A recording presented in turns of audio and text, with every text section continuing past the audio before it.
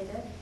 And I would like to also congratulate Louisville for winning the championship last night. Of course, we're very excited about that because the NAM meeting will be in Louisville. And with the NCAA and the Kentucky Derby coming, so we get lots of advertising for Louisville, I think. We're very happy about that. Again, I would like to remind the speakers that this is a very open session, so we have 30 minutes. You can take the whole time, or if you wish, 25 minutes and leave time for questions, but we need to stay on time. So with that, I would like to start and introduce our first speaker, and I'm very honored to introduce Professor Umit Ozkan from the Ohio State University. And Umit has been also a chair at the North American, preparing for the North American Catalysis Society meeting, and I can assure you that she has poured her heart and soul into getting this meeting organized. She has been elected a fellow for a number of organizations, including ACS, AICHE, and the American Association of Advancement of Science. And her talk will be Investigation of Support Effects on Cobalt Coordination Environments under in situ Reforming Conditions for Bio-Derived Liquids. Please help me welcome Professor Ozkan.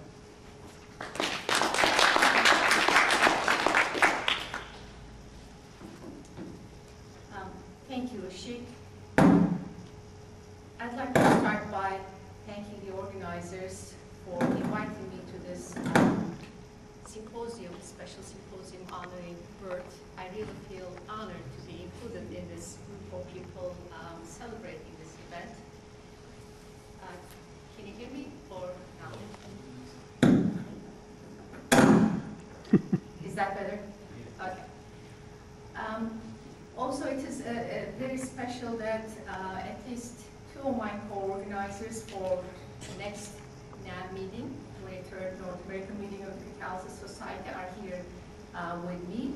Also, our honorary chair, Bert Davis, who has been guiding us and giving us a lot of moral support, which we seem to need. When I think of Bert, what comes to mind is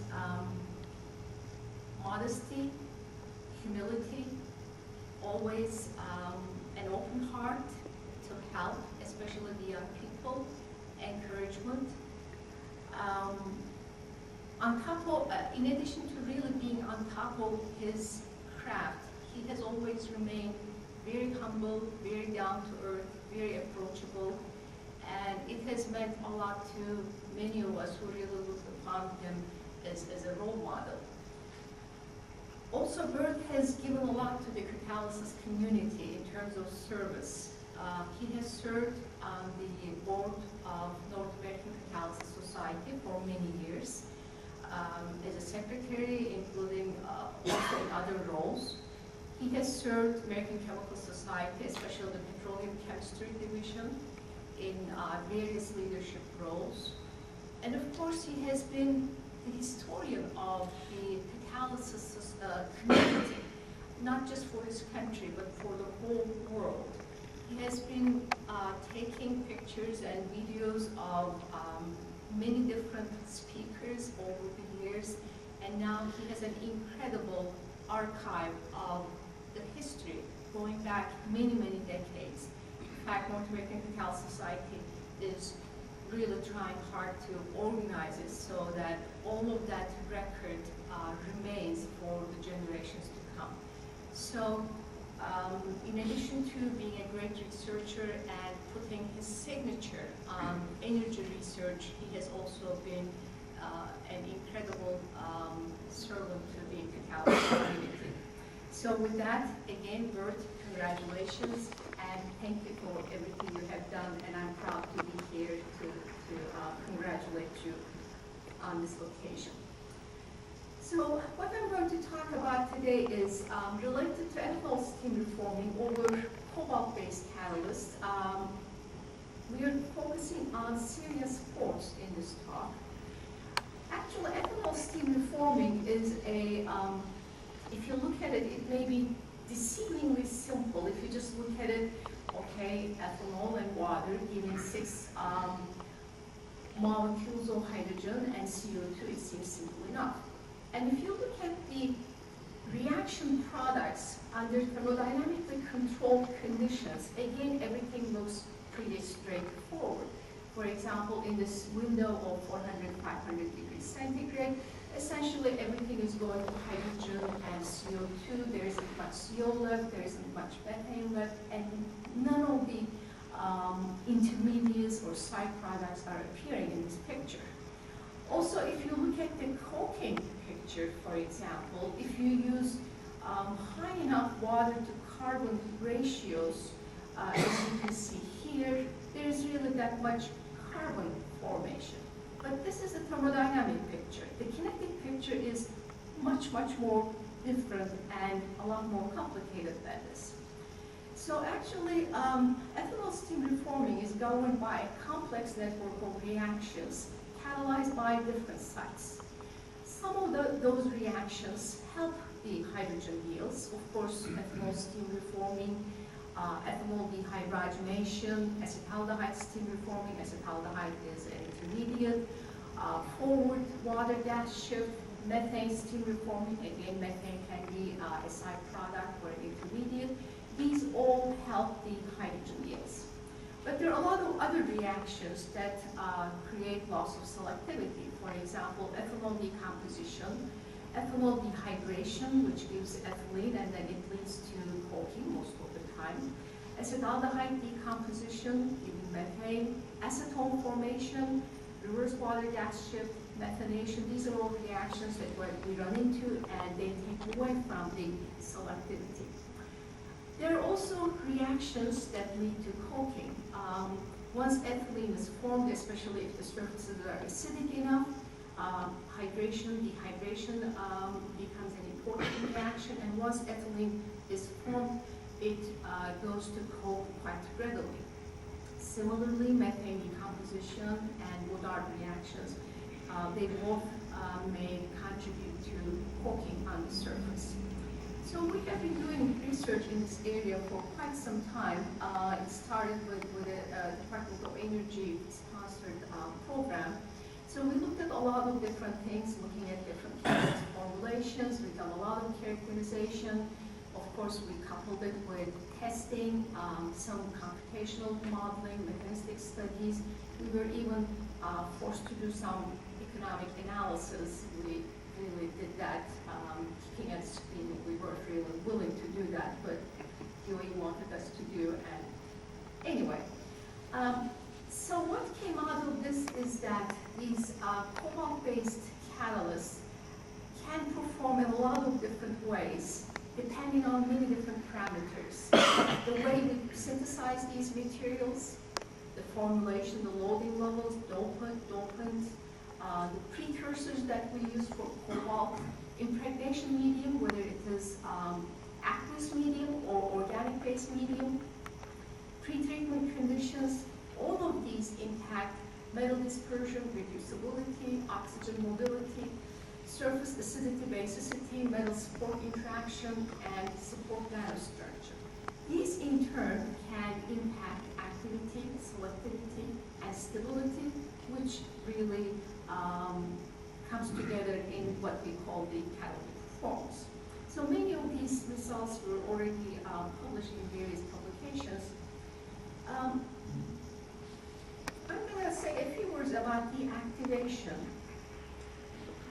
Over some years of research, we really decided that, or concluded that there are two major modes of the activation. One is coking, and the factors that lead to coking is, most importantly, high surface acidity, because high surface acidity leads to ethylene formation, and then it just goes to coke. Low oxygen mobility, if we don't have enough oxygen coming to the surface or on the surface to gasify and oxidize the carbonaceous residues left on the surface, it creates coking. And also low metal support interface, because often that support is involved in replenishing the oxygen at the cobalt sites. So I won't talk about how to prevent coking, because we have, I talked about it in some other forums. But another factor that the factors that lead to sintering are low dispersion, low oxygen mobility, high operating temperatures, and then the need for pre-reduce it with hydrogen, because sometimes most of the sintering takes place during the pre-treatment. So we started looking into the need to pre-reduce with hydrogen, or if there's indeed a need for that. So I'm going to say talk about a few of the results looking at how cobalt species evolve from precursor all the way to post-reaction, and talk about the role of pre-treatment.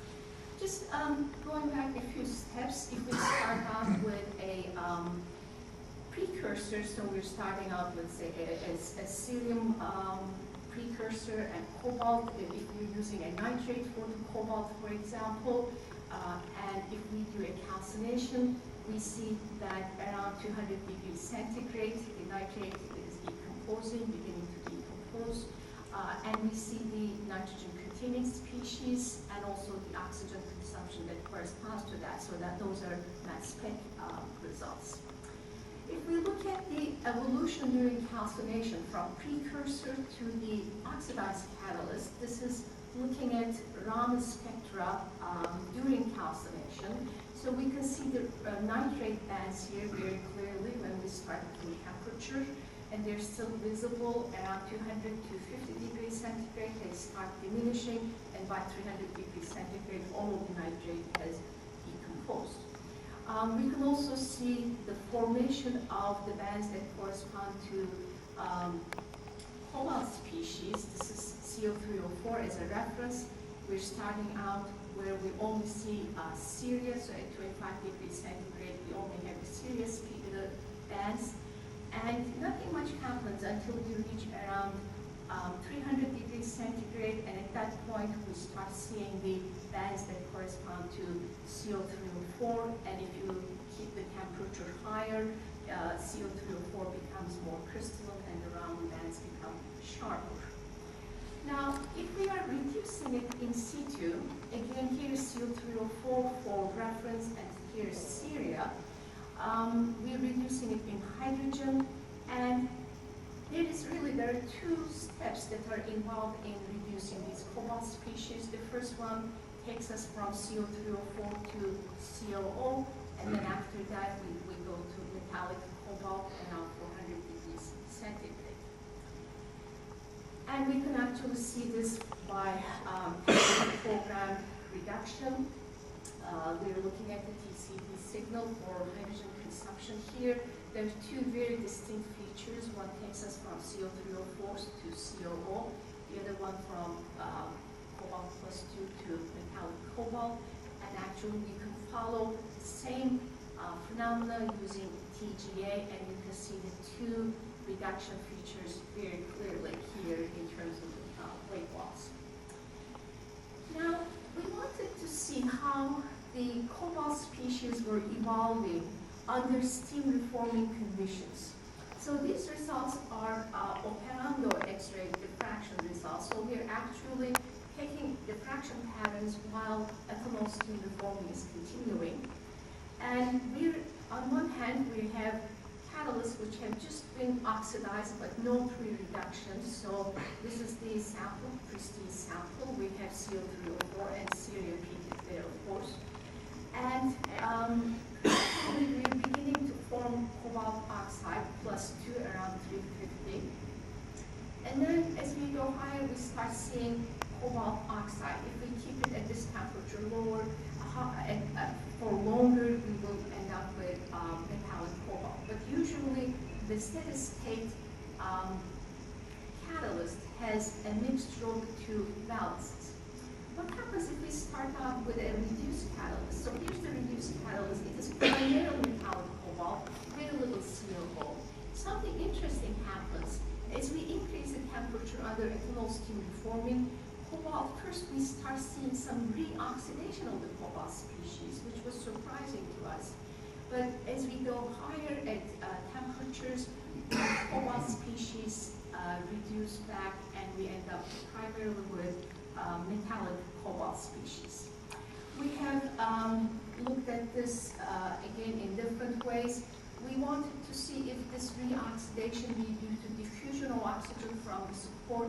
So we first reduced the catalyst in situ, looked at X-ray diffraction patterns, and then kept it under inert at 450 degrees centigrade to see if there was enough oxygen coming to the surface to reoxidize cobalt, and the answer was not much. Most of the reoxidation is taking place because of the reaction media. And this is another, this time isothermally, we are continuing the reaction starting with an oxidized catalyst, and you can see on time on stream, for example, 1 hour black and then 12 hours red, and you can see metallic peaks are growing, oxide peaks are getting smaller. We also wanted to do some X-ray absorption spectroscopy. We have been collaborating with Dr. Jeff Miller at Argonne National Laboratory, who has been very helpful and very generous with his time, and he loves helping students. So we managed to get some beam time at the advanced photon source, and this is actually the in situ reactor system that was really designed by Chris Marshall and Jeff Miller, probably. I don't know the exact source. But we are looking at the Zane's spectra here. So these are true, actually I call them in situ, but this should really be operando. I think I have a little problem with these two terms, because when I was growing up, there was only the term in situ. So in situ meant under reaction conditions. Now in situ means something else, and then there is operando. So true reaction conditions is operando. So I still have a hard time using the term operando, so I keep using in situ where I should be saying operando. So this is operando, under true ethanol stream forming conditions. So we have the reference spectra here, CeO304, and the sample spectrum is in black. So actually starting out we have CO304 only 100%, and then we have CO3, some reduction at 350 degrees centigrade. So we reduced it mostly to COO. If we raise the temperature further, there is hardly any CO304 left, very little, most of it is cobalt +2. At 450 degrees centigrade, it's almost half enough, but as we keep going higher in temperatures, we have mostly a mixture of metallic cobalt and +2, but it is more metallic than +2. So this is starting with an oxidized catalyst and keeping it under reaction conditions and moving up in temperature. Now what happens if we start with a reduced set of reduced catalysts? Again, we have, starting out, we have mostly metallic cobalt and some COO, even because the bulk perhaps is not totally reduced.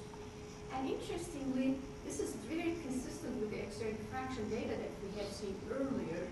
As we keep it under reaction conditions and raise the temperature, we reoxidize the cobalt species somewhat, so we have more +2 here. But as we increase the temperature and stay under reaction conditions, we reduce back, and then we end up again with a mixture of +2 and metallic sites. And actually, if you look at the two samples, the one that was oxidized initially and pre-reduced, where we end up with is remarkably similar. So regardless of where we start, at steady state, we're ending up at the same conditions. We also looked at the X-abs region, and these are the reference spectra that were used for the fitting. And here at 350 degrees centigrade, oxidized sample versus reduced sample, even by just looking at it very quickly, you can tell that they look very different. Again, 400 degrees centigrade, they are becoming a little more similar. The cobalt, oxygen, cobalt species are getting smaller here. At 450 degrees centigrade, and finally at 500 degrees centigrade, if you superimpose them, they look remarkably similar at 500 degrees centigrade. So regardless of where we start, we end up at the same point. How about the reaction performance? So we have done some work with that, starting out either with a pre-oxidized catalyst or pre-reduced catalyst. The red ones are pre-reduced, black lines are oxidized. And we're looking at either the formation rate or the CO2 production rate. And regardless of where we start initially, if we have pre-oxidized catalyst, the performance is much poorer. We don't have that much conversion. But as we go higher in temperatures and keep it steady state, we end up with essentially the same conditions. Again, the product distribution is also very similar. Starting out, product distribution, you can tell by looking at the colors of these bars, very different. But once we reach 450, 500, product distribution is essentially identical or very, very close to one another. So just to quickly summarize this phase of the talk, don't get excited, I'm not finishing yet. Cobalt species in pre-reduced catalysts we've seen undergo a partial oxidation during ethanol steam reforming. Cobalt species in oxidized catalysts undergo a partial reduction during steam reforming, and they really reach to the same oxidation state, the same coordination environment under reaction conditions, regardless of the pretreatment. And it also appears that at steady state, the cobalt species are in a mixed balance state. It's a mixture of metallic and +2, but there's more metallic sites. Now let me move on to looking at the support effects a little more carefully. So we have done, this is ongoing actually, look at the effect of the support morphology and effect of the particle size. Probably I will have time to talk about only one of them, so I think I'll start with morphology. Of course, looking at different crystal morphologies is not a new concept. It has been done over the decades. Different crystal morphologies, the effect of different crystal morphologies on catalytic performance has been reported for not just only supports, but also for bulk oxides, including some of our work with molybdenum trioxide and vanadium-related catalysts early on. And then graphite carbon materials, again, some of our work in the oxygen reduction reaction. Looking at cereal morphology also is widely studied in different reactions. While the gas shift products, we looked at this ourselves somewhat, but there are a lot of others in the literature that you can see. So if we focus on the cereal crystal planes, different crystal planes allow for oxygen vacancies to form to different extents. So the proposed model suggests that the surface density of oxygen atoms decrease in this direction, and the energy of formation of oxygen vacancies also follow the same order. So on the surface, 110 surfaces are more likely to form oxygen vacancies, and usually oxygen vacancies are associated with increased oxygen mobility, which is important for especially for selectivity, but as well as stability purposes. So we're comparing two different morphologies here. I picked two significantly different morphologies. On one hand, we are forming nanorods, and on the other hand, we are forming nanocubes. If we look at some TM images, perhaps they will become a little clearer. So these are like needles or rods, and the length is around 20 nanometers, the width or diameter is around 6 nanometers, and the cubes are around 20 nanometers size. So very different morphologies, very different nanogeometries, if you want. So we also looked at cobalt impregnated on these different morphologies. These are cobalt the rods, and then these are cobalt the cubes. And we clearly see the CO2O4. We seem to have a better dispersion over the cubes. These are some EDEX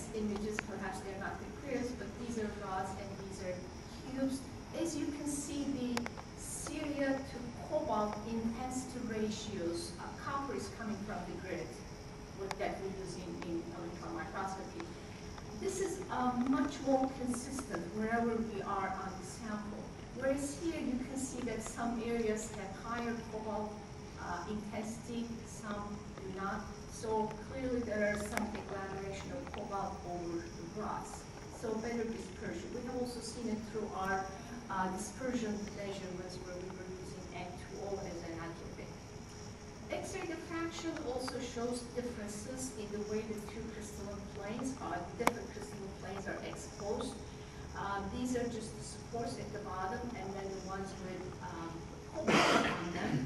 One important difference is rods, the CeO3O4 diffraction line is much more visible here, showing a poorer dispersion and more crystallinity for the cobalt species. But also, if you look at the relative intensity, we normalize it with respect to 111 crystalline planes. The rods, the tubes have a higher percentage of the diffraction intensity coming from 220 planes. How does it translate to performance? So this is a little busy, but we're looking at 3 different temperatures. The 2 catalysts, the ones on the left are rods, next to them are cubes, and different yields or conversion. So at 350 degrees centigrade, first of all, even at low temperatures, cubes are more active. These comparisons are done on an equal surface area basis. As we go higher, the conversion is increasing. But one important difference that we see here is that when you go to 450 degrees centigrade, the cubes have essentially only hydrogen and CO2. Very little CO, no ethylene, no methane. But if you look at the rods, we see a very substantial amount of acetaldehyde left behind. Now, we looked at these in terms of selectivities at 400 degrees centigrade. So these are carbon-containing species selectivities. And you see acetaldehyde is much more visible over the rods at 450. The cubes, the acetaldehyde is going down. Rods have a lot of acetaldehyde, and same at 500 degrees centigrade.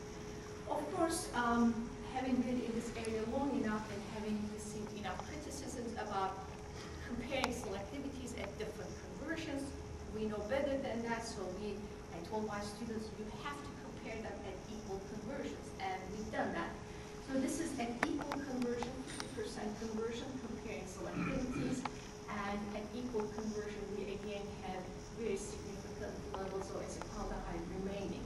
So for some reason, the rods or the catalysts that are supported on the nanorods can take the first step, the hydrogen abstraction from the toxic species or acetaldehyde, but after that, it doesn't seem to go much further.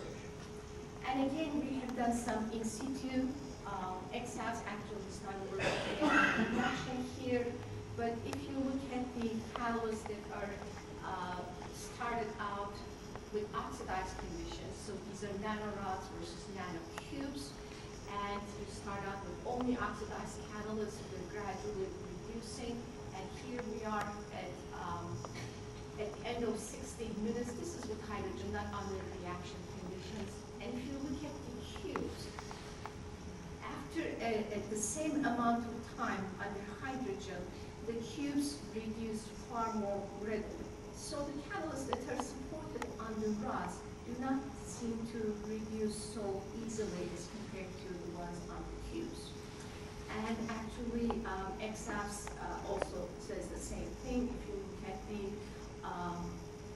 especially if you focus on this cobalt formation feature, this is nanorods, and here's the cubes. As you can see, by the time we reach 60 minutes, this feature has become much more intense. Now, one last thing, we have also done we've done a lot of in situ IR work, but I'll just show this one. We picked a controlled sample with low reducibility, and we have done operando IR on this. So this is under reaction conditions that will still be forming reaction conditions. So we start out with 25 degrees centigrade. You see some of the expected species. Certainly you see some CH3 vibrations or CH vibrations. But what I want to focus on here is this future around 1730, 1735, which is really an aldehyde vibration. And it is clearly visible on the surface. We don't really see this. It is not a stable or easily detectable species over surfaces that are easily reducible. So this gave us some surface characterization backing to what we have seen through other studies. So to summarize, and this is a little summary, the final summary, there will be another section. So the catalyst surfaces can be tailored to provide better activity, selectivity, stability. We can control many different things, synthesis parameters, support nanostructure, particle size, surface acidity. Tailoring the support nanostructure to favor 110 serial lengths helps to increase the dispersion, and as a result, it also helps with the extent of reduction, and more reducible samples provide increased hydrogen yields and less spot products, especially acetaldehyde. So with that, I'd like to acknowledge the financial support that came from this Department of Energy. Again, Jeff Miller for helping out with the XF studies, OSU Campus Electron Optics Facility. Again, Argonne National Lab for providing the meantime for those studies. And this is my research group. This picture was taken maybe a month ago. So this is what the group looks like in its most recent form. So again, thank you for inviting me, the organizers. Thank you for your attendance, and Bert, congratulations again. Thank you. Thank you very much, Umit, and the floor is open for questions.